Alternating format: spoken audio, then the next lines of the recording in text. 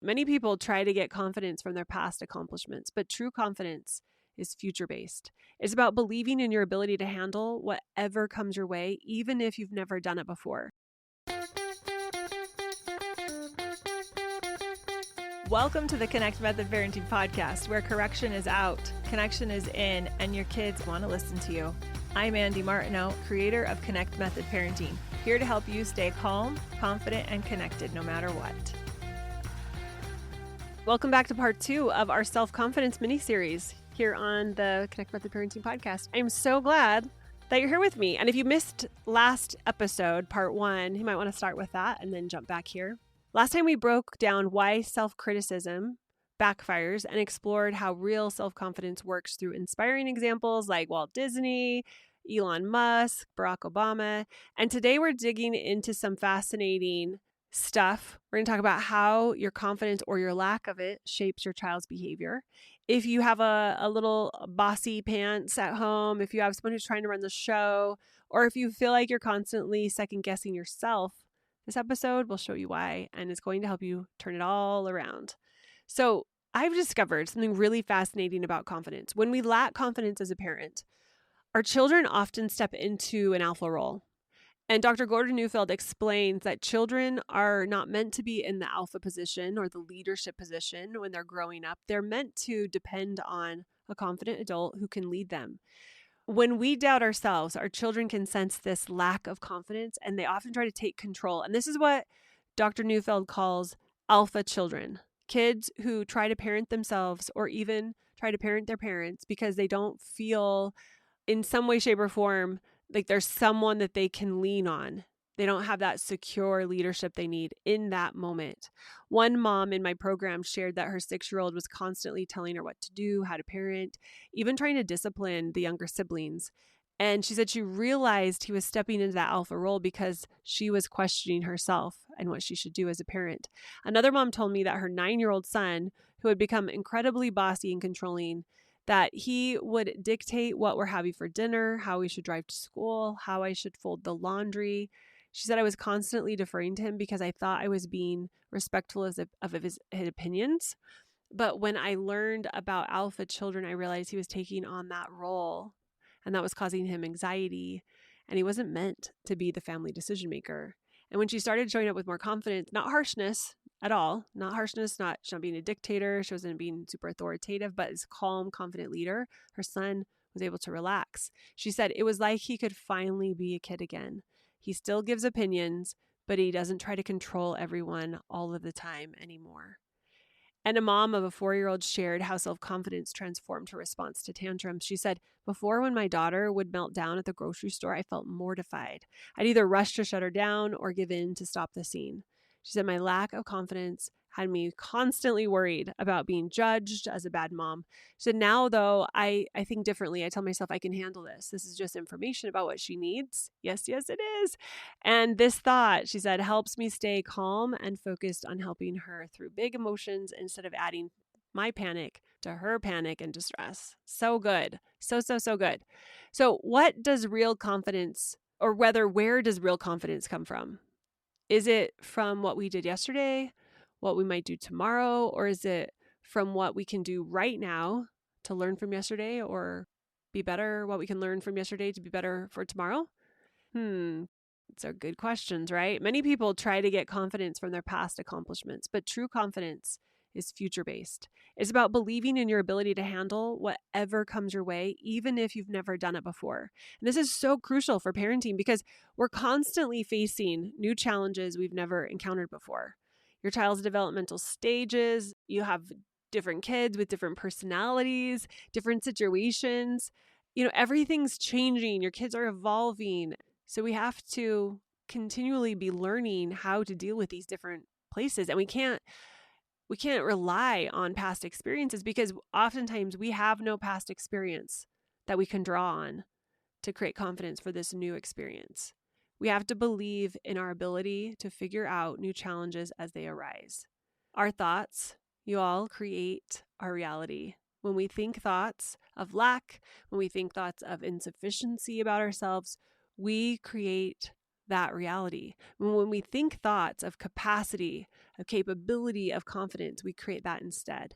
Everything is energy. Our thoughts are incredibly powerful forms of energy that shape our experiences. And when we think, I can't handle this parenting experience, we are literally creating that reality. When we think, I have everything I need to figure this out, we create that reality instead. In Connect Method Parenting, we approach mistakes and challenges with curiosity rather than judgment. When we mess up, and we all mess up, instead of beating ourselves up, we look at what happened with compassion. We can say things like, that was the best I could do in that moment. I'd like to do better in the future. What was happening with my nervous system right then? What triggered me into that situation? When we approach ourselves with that kind of curiosity, we learn so much more than when we judge ourselves harshly. Because judgment puts us in a fight or flight mode against ourselves, which prevents the very learning that we need to improve. Because when we're in fight or flight, we're not in a learning stage. We're not in a growing stage. We're in a survival stage. Let me share another story from a mom that I was working with who said that she had a pattern of yelling at her kids when they wouldn't listen. And each time she yelled, she would spiral into shame and self-criticism after the fact. She'd think, I'm a terrible mother. Why can't I control myself? My kids deserve better. And if you're struggling with yelling, research shows that this is one of the biggest challenges parents face. Self-confidence is our secret weapon against it. So many parents feel so sad and disappointed with themselves when they yell again. They know this is not helpful. They don't want to show up this way. Yet it's one of the most prevalent challenges parents face. So when you approach yourself with compassion instead of criticism after yelling, you're going to interrupt the cycle. The parent who believes I'm a yeller and I'll never change is going to continue to yell. But the parent who believes I can learn to respond differently, even though it's challenging, creates space for real transformation. So I encouraged this mom to try a different approach. I said, the next time you yell, instead of beating yourself up, get curious. And she said, okay, I'll try my hardest.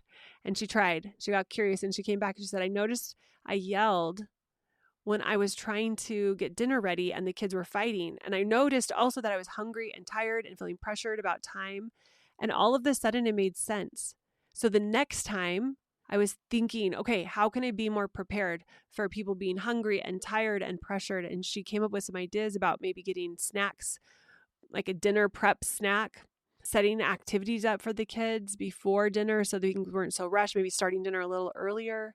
She got curious, and this curiosity-based approach led to actual solutions, while her previous shame-based approach just kept her stuck in shame and blame, same pattern over and over again. And that's what happens when we apply the principles of Connect Method Parenting to ourselves and to our kids. Transformation happens when we see ourselves with compassion and we see our kids with compassion and acknowledge our humanity and our struggles. We need to truly hear our own needs and emotions without rushing to judge or fix. And we also need to hear and come alongside our kids' needs and emotions without rushing to try to fix or judge them.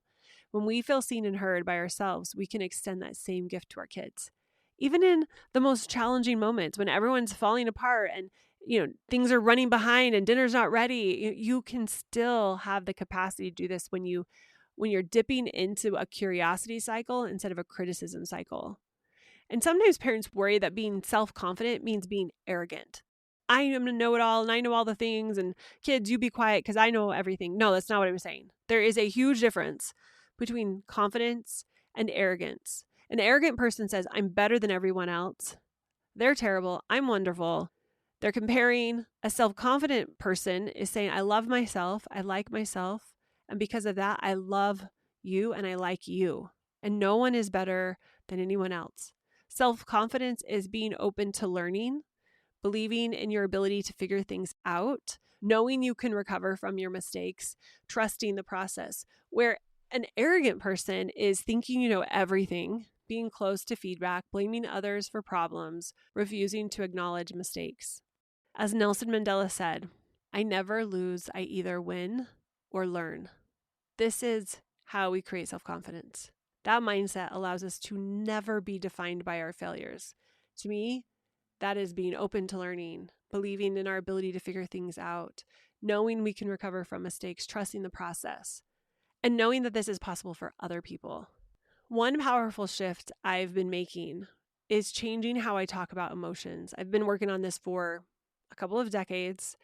And one of the most helpful shifts has been to understand how we grammatically say this in English versus Spanish versus French. It's very different.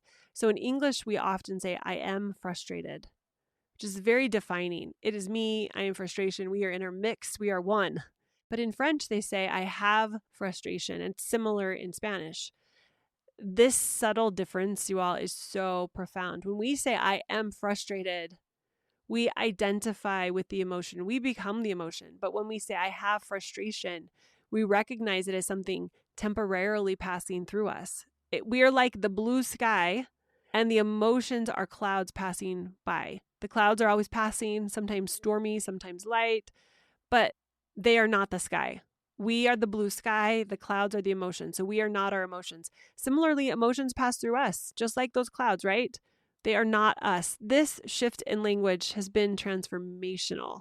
It's helped so many parents I work with. One dad told me when I started saying I have frustration instead of I am frustrated, it completely changed how I handle difficult moments with my teenager. I stopped seeing myself as an angry person and started seeing myself as a good father experiencing a temporary emotion. And that is the truth for all of us. We are good people experiencing a temporary emotion. So why does self-confidence matter for your children? Self-confidence is crucial for so many reasons. One, it teaches people how to think about you. By how we treat ourselves, we are teaching other people how to treat us. When we believe in ourselves, our children learn to believe in us too. So you're instructing people how to think about you by how you think about yourself. It also establishes leadership. As Dr. NEUFELD explains in his work on alpha children, humans are pack animals who look for leaders. When we show up with compassionate confidence, our children naturally want to listen. They want to follow us. As humans and pack animals, we want to find the leader and follow that person. Self-confidence is one of the traits of a leader. No self-confidence, no leader. We're not going to trust that person very much. Number 3, it also creates safety. When children sense their parents are confident, their nervous system can relax. They can trust that someone else is going to help keep them safe, is going to provide for what they need. And when they can relax, that's when their emotional capacity can grow, which is what we really want as parents, to increase that emotional capacity. It's going to change their world and their life. And number 4, it models what you want them to learn. So children learn more from what we do than what we say. When they see us being compassionate with ourselves after mistakes, they're going to learn to do the same thing, which is such a remarkable pattern. If they can be kind and inquisitive and learn and grow from their mistakes, they will be unstoppable. That learning, that ability to do that comes from us modeling it for them. One mom shared with me, she said, my daughter used to panic when she made mistakes. Then she saw me spill an entire gallon of milk, and I was able to laugh about it and say, well, I guess I'll have to clean this up. The next time she made a mistake, she giggled and said, I'll just try again. She learned that it was okay to mess up. And another parent once told me that her son, who was terrified of trying new things, he would refuse to try anything, she said, that he wasn't already good at. She said, then one day I decided to learn to roller skate in front of him. And I was falling constantly and laughing and trying to get back up. And after watching me for a while, he asked if he could try too. And then he was struggling and not getting it and learning something new. And that opened us both up more to the process of learning and falling down and getting up and not making it a big deal. So I want to give you a simple but powerful exercise to practice this week. I want you to notice when your child is trying to control a situation, and instead of reacting to their behavior, I want you to take a breath and ask yourself, am I showing up with confident leadership right now, or am I uncertain or hesitant? This conscious shift in your posture, slowing your breathing and using a calm, confident tone, not a harsh or authoritative tone to guide the situation is going to be really helpful. I'm excited to hear how it goes for you. Let me know. And I want you to notice how your child responds to this shift in your energy. Wow, that was a big one, right? We covered a lot of stuff. And here's the good news. You don't have to become perfect at any of the stuff that we talked about. You just have to be a leader your child can trust. So in the final part of the series, in the very next episode, I'm going to give you the how to actually build self-confidence daily, what to do when you mess up, and how to think differently about failures so you become so competent at it. So it becomes your superpower. And if you're finding value in this series and you haven't signed up for the mini course that goes along with it, highly recommend that. You're just going to go over to connectmethodparenting.com/confident, and you'll be able to get all the info. It comes with a workbook and a 12-day mini podcast support that will drip out every single day, and it'll tell you what to do that day. It's just one 5-minute activity every single day to increase your confidence. We're going to take what we learned here on the public podcast and add to it so that you can dive even deeper into confidence and give you just one actionable thing to do every single day for 12 days. And you're going to feel a difference. So you can go over to connectmethodparenting.com/confident to get in on that. And I cannot wait to share the final episode with you. I'll see you all in part 3.